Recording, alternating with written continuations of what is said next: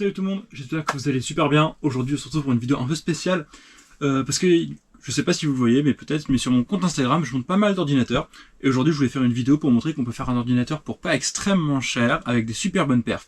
Actuellement je vous propose un ordi, donc on va monter juste après, vous allez le voir. Vous voyez un petit peu peut-être ce qu'il y a par ici par là, hein, niveau boîtier, carte graphique. On verra mieux, on ira en détail juste après et on va le monter ensemble. Mais le prix de cette config, c'est le prix d'une Play 5. Donc au moins vous verrez un petit peu combien ça coûte. À peu près, parce que j'ai payé la pâte thermique en plus, mais en tout aux alentours de 560 €.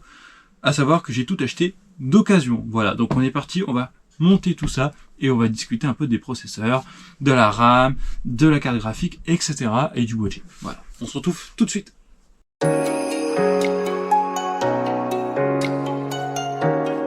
Voilà, donc je vous propose tout de suite qu'on commence par parler un petit peu de la construction. Et on va faire ça en commençant par la carte mère. Alors la carte mère, c'est une B450 de chez Aorus, la Elite.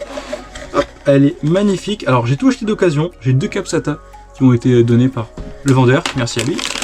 La backplate pour fixer le ventirad. Vous allez voir ce qu'on a écrit. Le manuel d'utilisation. Et un petit sticker Aorus. On ira le mettre tout à l'heure, je pense. Je sais pas si on voit très bien, mais voilà. Et la carte mère. Et on va venir travailler directement dessus. Alors, la carte mère. Je suis très content de cette carte mère, très content de l'avoir trouvée parce qu'elle est magnifique. Hop, on met ça là. Elle est magnifique. Elle est légèrement RGB ici et là. Vous allez voir, je pense que ça va être très sympathique. J'espère que je suis bien cadré, Seigneur. Bref. Alors, moi je propose qu'on commence par ce qui nous intéresse. Donc on a vu la carte mère, le processeur. Voilà, alors le processeur, il s'agit donc d'un processeur de chez Ryzen. Comme vous pouvez le voir, juste ici vous pouvez voir le Ryzen 5 3600. Une bonne référence, je trouve, dans le monde des ordi. Parce que c'est un processeur qui, même si il a un petit âge, pas grand chose, hein, quelques années quand même. Ça reste un processeur qui est en super état. Voilà. Évidemment, quand vous achetez d'occasion, vérifiez toujours les pins à l'arrière du processeur. C'est ça le plus important. Hop. On y va doucement quand on sort le processeur de sa boîte. Voilà. On a les pins.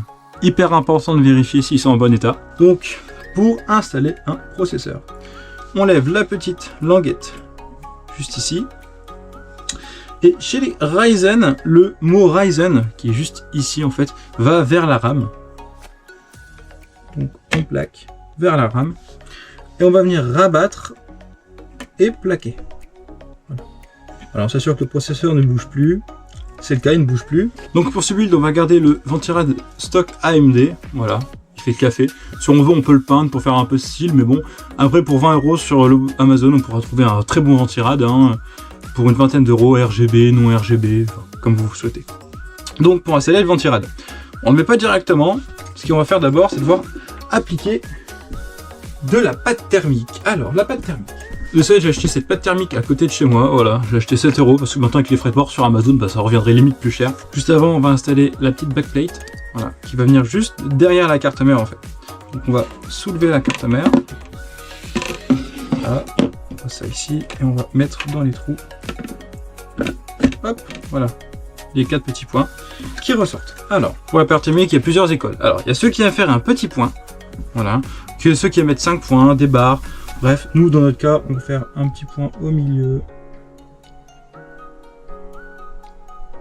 Voilà, on met une noisette, hein, on va pas mettre plus. Hein. Rien ne sert de mettre plus. Hop, on récupère ce qui est en excédent. Voilà. On va pas mettre plus. L'objectif non plus, c'est pas d'arroser le processeur. Et si on en met trop, ça risquerait de couler sur les pins en dessous et carrément de déglinguer la carte mère. Donc vraiment pas ce qu'on cherche du tout ici dans notre situation. On peut donc directement installer le ventirad. Donc ce qui va se passer, c'est qu'avec la pression, ça va venir s'étaler. Et donc ça va se placer tout seul. Donc bien sûr, la carte mère ici est en haut. Ici on a le bas de la carte mère. Donc on va venir placer le logo AMD dans le bon sens. Pour des raisons esthétiques évidemment.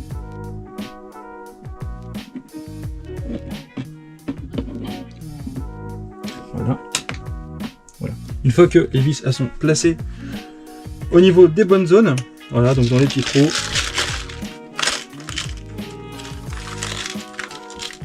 Il reste plus qu'à sortir le tournevis cruciforme, hein, qui va vraiment faire tout le PC, et visser. Alors, il y en a qui recommandent de visser en croix. Donc le premier, par exemple, en bas à droite, puis en haut à gauche. Donc voilà, une fois que le ventirad il est bien installé, on peut le bouger, il bougera pas. Voilà, si on veut s'assurer, on tire. On évite de trop appuyer quand même. Voilà, l'important c'est que il y a un contact entre la partie basse du ventirad et le processeur.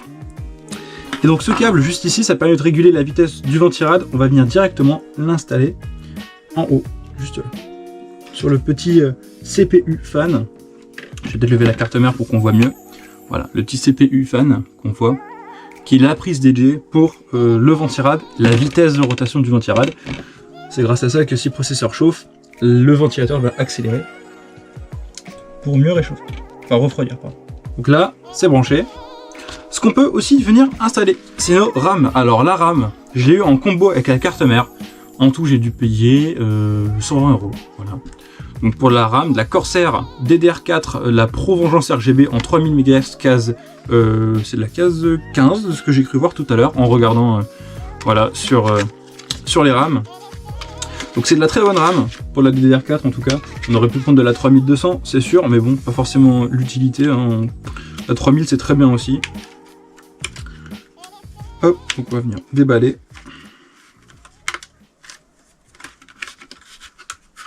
Voilà. Voilà les rames. Alors on a une petite armature en métal, en fait, juste ici, là où c'est écrit Pro, Vengeance, etc. Tout ça c'est du métal et en dessous on a deux barrettes de RAM, en fait.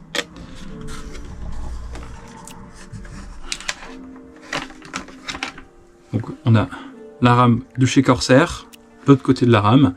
Alors si vous ne savez pas vraiment où lire la vitesse de RAM, on a juste ici 3000. Voilà, c'est notre vitesse. Ça peut être 2666, 3200, 3000, 3600 pour de la DDR4, beaucoup plus pour la DDR5. Et juste assez, le C, c'est la case, donc c'est la latence. Nous on est sur la case 15, voilà. Mais ça peut être case 16, 17, 18, etc. En général, on va privilégier les latences faibles. Pour installer la RAM sur une carte mère, on n'aura pas besoin de tous les slots. On n'a que 2 barres de RAM. Donc on va venir l'installer sur la deuxième barre et sur la quatrième. Pourquoi? Parce que c'est le dual channel, c'est comme ça que ça marche. C'est pas moi qui ai inventé ce concept, mais de ce fait, on va devoir l'appliquer de la sorte. Donc on prend la barrette de RAM qu'on vient faire glisser. Alors il y a un petit détrompeur, je sais pas si on voit très bien, mais c'est pas vraiment au milieu. Sur la carte mère non plus, c'est pas vraiment au milieu. Il faut vraiment mettre dans le bon sens, sinon dans le cas contraire, ça ne rentrera pas. On a ouvert les pins, on appuie un tout petit peu. Clac, clac. Les deux bords se referment. Là, ils sont ouverts par exemple. Là, je les ferme. Et voilà. Tout simplement, on aura fermé la RAM et donc elle est bloquée. On va pouvoir venir installer la deuxième barrette. Alors, j'en suis très content de cette RAM. Voilà, la deuxième barrette qui est similaire. Hein, c'est la même. Toujours dans le même sens. On appuie un petit peu. Tac. Tac. Voilà, les deux barrettes sont fixées. Ensuite, pour le stockage, là on installe tout ce qu'on peut installer pour l'instant. Et pour le stockage, je suis parti sur du NVMe avec ce petit NVMe de 500 Go chez PNY. Voilà. Vous allez voir que c'est pas le seul composant de chez PNY. Je l'ai payé 35 €. En ce moment, le prix du SSD stockage en général, il a explosé et de la RAM un peu augmenté quand même. 500 Go, à un moment c'était 25 €, maintenant c'est parfois une quarantaine d'euros. Donc là pour 35 € en occasion, bon c'est toujours cette prix. Comment on installe un NVMe? On peut voir que là on a M2 juste ici et M2 juste là. C'est pas partout qu'on aura des prises, pas sur toutes les cartes mères, sur les anciennes on n'en aura pas.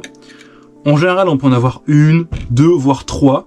Là on en a deux, dans tous les cas on n'a qu'une seule barrette, donc on va venir dévisser la petite vis juste ici. Voilà. Faites attention à ce qu'elle tombe pas, à ne pas la perdre. Ça serait malencontreux. Un petit peu. Voilà. De cette manière, on va attaquer le boîtier. Donc, on met ça pour l'instant un petit peu de côté. Donc là, vous voyez peut-être sûrement rien parce que vu de dessus, ça bouge rien. Mais on est sur un boîtier de chez la marque de Deepcool, le CC560. Alors, il est non ARGB, c'est-à-dire que les LED sont entièrement bleus. C'est peut-être son petit défaut. Il existe en ARGB, mais ici dans le cadre d'une économie, on a pris celui-là, il est en promo avec les French Days à 53 €. Voilà. Donc sur le dessus, on a une grille à poussière, tout simplement, pour filtrer les poussières. On a d'espace pour quelques ventilateurs, donc pour un water cooling au besoin, pour des ventilateurs. À l'avant, on va avoir des connectiques, on aura un bouton power, un USB, deux USB, un bouton reset et un micro audio en jack. Bon, c'est pas très riche pour ce qui est de la connectique, mais bon, pour ce qu'on en a à en faire, c'est pas grave. À l'arrière, bon, rien de particulier, hein. On a la lime, les slots pour la carte graphique, le ventilateur de 120 mm, voilà, la place pour la carte mère. À l'avant, on va avoir cette façade, voilà, avec à l'arrière 3 ventilateurs de 120 mm. Donc autant dire que normalement il devrait être frais. Pour ce qui est de l'installation, alors, donc on va retirer la face latérale arrière, juste ici, à l'aide des 2 petites vis qui sont juste derrière. Hop, donc c'est des vis qui se retirent, attention de ne pas les perdre. Parfois elles ne se retirent pas, ici elles se retirent. Hop, voilà. On va venir retirer le panneau latéral et on va en faire autant pour ce côté en retirant le verre. Alors attention parce que c'est un panneau de verre, donc c'est pas sensible, voilà. C'est du verre trempé, hein, donc il n'y a pas de problème, on peut un peu taper dessus, mais on fait quand même attention, ça peut casser. Donc on dévisse les petites vis qu'il y a sur les bords. Voilà. Voilà. Et on va venir retirer la vitre latérale. On garde dans un coin au chaud et en sécurité surtout. Ça serait bête de la casser. Voilà. Moi je la cale entre 2 sacs, je sais qu'elle bougera pas. Donc voilà pour ce qui est de l'intérieur. C'est assez sommaire, on a un petit cache à lime. Voilà, au moins on verra pas l'alimentation, dont on parlera après par ailleurs. Voilà. Donc ce qu'on va faire, c'est que on va venir prendre notre carte mère premièrement. C'est important de respecter le format. Ici on est sur un boîtier ATX et sur une carte mère ATX. Attention, il existe différentes tailles de cartes, il y a micro ATX, encore plus petit il y a mini ITX, ou au contraire au plus grand il y a EATX pour extra ATX. Les cartes mini ITX rentrent parfaitement dans des boîtiers comme ça, par contre si on met une carte trop grande pour un boîtier, bah, ça rentrera juste pas. Voilà, donc dans notre cas, ça va rentrer j'en suis sûr, on a juste à venir la placer comme ceci. Si vous n'avez pas cette petite plaque, voilà, qu'on appelle le IO Shield, voilà, le Input Output Shield, qui est juste ici. C'est possible que ça soit vide et que ça soit nu, qui est juste les sorties. Moi dans mon cas c'est préinstallé donc c'est pas grave, je peux le faire. Si je n'avais pas cette plaque, il faudrait d'abord venir l'installer ici à l'arrière pour les connectiques. Normalement si vous achetez une carte mère neuve, vous avez déjà toutes les vis qui sont comprises pour son installation. Moi, c'est pas vraiment mon cas. Donc, j'ai acheté ce petit kit, bon ça c'est pour moi dans mes usages de tous les jours, donc disons que j'ai pas vraiment compté, dans la somme totale. On a plein de vis, et nous ce qui nous intéresse, c'est les vis spécialement faites pour attacher la carte mère. Donc nous en l'occurrence, c'est ces genres de petites vis, aux têtes un petit peu comme des bolets de champignons. Voilà. Donc on va venir prendre un tournevis. Et on va chercher les espaces où je vais pouvoir visser ma carte mère. Alors ces espaces ils sont signifiés par des petits embouts, comme ça, des cercles avec des trous et un petit embout métallique aux abords. On en a ici, on en a là. On va en retrouver plus haut aussi. Là, alors, je ne sais pas si on le verra bien, mais juste ici au niveau du ventirad, juste ici à droite. Et c'est là qu'on va venir attacher. On va essayer de mettre un max de vis. L'important c'est que ça tienne bien.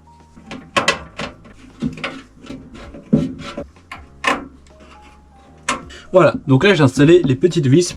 Comme on peut voir, la carte mère est fixée, elle bouge carrément plus. Donc là, on est tranquille. Voilà, on peut voir déjà que ça commence en tout cas à ressembler à quelque chose.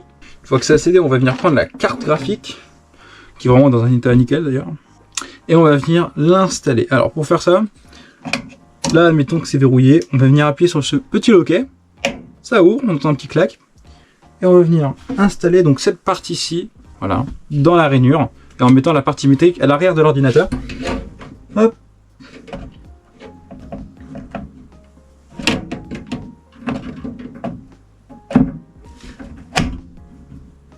Et voilà. Là, la carte, elle bouge plus. Elle est carrément bien fixée dans le port. Alors, elle bouge un petit peu et c'est normal. C'est pour ça qu'après, on va venir mettre des vis pour renforcer et éviter qu'elle continue de bouger. Et on va venir fixer la carte graphique à l'arrière. Vous allez voir qu'elle bougera beaucoup moins tout de suite. Voilà. Et là on voit déjà que la carte elle bouge quasiment plus, beaucoup moins. Une seule pour une taille pareille ça suffit. Parfois elles peuvent être un peu plus longues autant en mettre plusieurs, mais là, une seule c'est suffisant dans notre cas actuel. Bon, ça commence à ressembler à quelque chose. Peut-être vous vous demandez, mais pourquoi il y a de l'espace tout là-haut en fait? Pourquoi il y a une sorte de petit creux juste ici? C'est au cas où vous auriez un water cooling en fait, tout simplement, ou des ventilateurs à installer parce qu'ils se mettront à l'intérieur. Il faut qu'il y ait un peu d'espace en fait pour le radiateur et les ventilateurs. On va passer à la partie là moins cool, je pense, bien qu'obligatoire. C'est-à-dire la partie de l'alimentation. Alors ne vous fiez pas à cette boîte, il ne s'agit en aucun cas d'une Corsair 750. C'est pas du tout ça, il s'agit d'une Ontech, voilà, de 650 watts en 80 plus gold. On est sur une très bonne alim, payé 43 euros, enfin 41 pardon euros. Donc c'est hyper sympa et surtout elle est full modulaire et ça c'est le feu. Modulaire, ça veut dire que tous les câbles ici, je peux les mettre comme je veux entre guillemets. Ils sont, si j'ai pas besoin de câbles, je le mets pas, par exemple. Par contre, semi-modulaire, c'est-à-dire que certains câbles sont présents déjà dans la boîte et d'autres seront à rajouter. Et non modulaire, c'est que tous les boîtes sont déjà présents dans l'alimentation directement. Donc avant d'installer l'alimentation avec les trous qui sont juste ici, présents, qu'on va retrouver d'ailleurs sur le boîtier, on va d'abord installer les câbles, voilà, qui sont juste ici, enfin les entrées de câbles en tout cas, pour ce qui nous intéresse. Donc dans notre cas, on sait que l'alimentation, elle a tous ses ports, on regarde tout ce qu'on a besoin. Et on voit premièrement que la carte graphique, elle a besoin que de 1 fois 8 pins. Voilà. Que le processeur a besoin que de 1 fois 8 pins. Si vous vous demandez ce que c'est que les pins, tout simplement, c'est ces petits embouts. Voilà. Quand vous regardez au niveau des embouts, on a 4 pins en haut, 4 pins en bas, ça fait 8 pins. Et l'autre partie, ça va sur l'alimentation. Voilà. Donc en l'occurrence, ici, on va brancher celui-ci. Dans le cas actuel, on est sur celui du processeur. Si vous voulez savoir, c'est CPU pour le processeur. Pour la carte graphique, c'est GPU. Voilà, c'est ça cette petite différence. Hop, on va venir donc brancher directement ici. Voilà, donc là on va chercher CPU. Donc là on a CPU, CPU ou PCIe comme on souhaite. On va venir le mettre, ici en haut par exemple. Ou on peut le mettre là. Voilà, donc là notre processeur sera branché.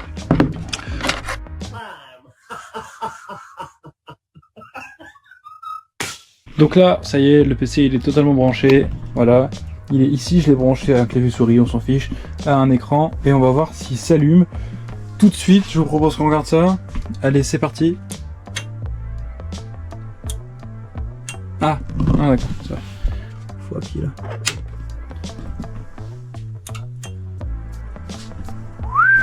Ok, ça y est, il a booté. Plus qu'un installer Windows dessus, on sera tranquille. En tout cas pour l'instant on a le RGB bleu. Alors ici on dirait que ça tombe pas très bien, je sais, à la caméra, mais c'est un bleu pas comme sur la caméra, il est un peu bleu turquoise dans ces eaux là. Là on a le RGB ici de la RAM, voilà, qui est sympa. Voilà, on a le RGB de la carte mère qui est en dessous et la carte graphique juste au dessus, vraiment pas mal. Donc moi je pense qu'on va aller installer Windows et puis on sera tranquille. Après on n'aura plus qu'à le tester en jeu, on sera tranquille. Donc après tout ça, j'ai été installer Windows sur l'ordinateur pour pouvoir avoir un système d'exploitation disponible. J'ai directement lancé 3D Mark pour pouvoir bench le PC et il n'y a pas à dire niveau score, on est plutôt bien. À presque 10 500 de score, on est vraiment super, même si on voit qu'il y a une différence entre le processeur et la carte graphique. Après, on va passer sur Apex Legends. Apex Legends, j'ai pu tester qu'en 1080p car j'ai un écran 1080p, mais en ultra, on était à plus de 144 fps et ça, c'était vraiment pas mal. Donc en 1440p, on sera vraiment génial. Sur un jeu comme Fortnite, j'ai testé en ultra, donc tout au maximum avec les presets ultra proposés par Fortnite, et j'étais directement à 120, 140 fps, ça dépendait des zones, donc c'était vraiment cool si on aimait les graphismes. Si on s'en moque des graphismes et qu'on veut que du FPS, en mode performance, on était constamment entre 210 et 240 fps, soit suffisamment assez, même si on veut jouer en 1440p, on aura toujours assez de fps. Enfin pour finir, j'ai voulu faire ça sur un jeu très gourmand, donc j'ai lancé Borderlands 3, le jeu a directement mis les presets en ultra, et en ultra on avait une moyenne de 90 fps avec le benchmark qui était présent in-game. Bon, me voilà de retour après avoir monté tout le PC, vous avez vu les statistiques, il est juste là, voilà. Moi j'aime bien, j'ai accordé tout le bleu pour que ça fasse bleu turquoise, vraiment sympa, voilà. Hein, donc on retrouve la RAM ici, la carte graphique qui est magnifique, la carte mère avec le petit éclairage vraiment cool, les 3 ventilateurs, voilà. C'est génial, il est très très joli. Alors après là je l'ai accordé de façon à ce qu'il il soit accordé dans les couleurs.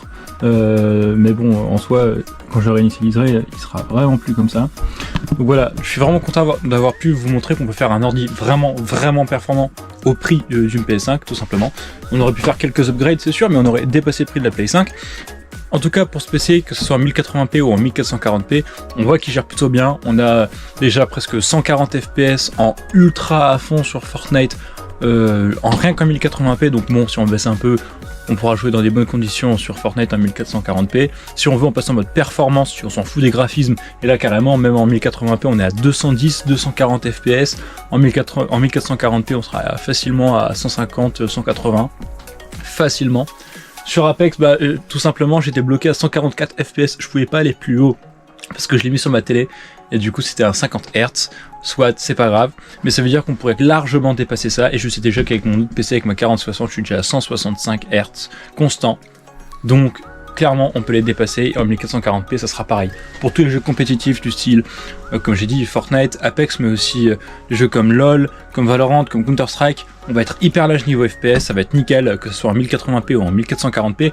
Et même sur Borderlands, vous avez vu qu'il est un jeu plus gourmand, en ultra, mais il est vraiment gourmand ce jeu là. On est à 85-90 fps en 1080p. Si on veut jouer en 1440, on pourra peut-être continuer à jouer en ultra, on sera peut-être à 60, sinon on descendra en élevé et pas en ultra.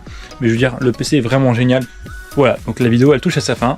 Et puis je vous souhaite une bonne journée. Et avant d'acheter une Play 5, pensez-y, vous pourrez vous faire un super PC comme celui-là pour le même prix.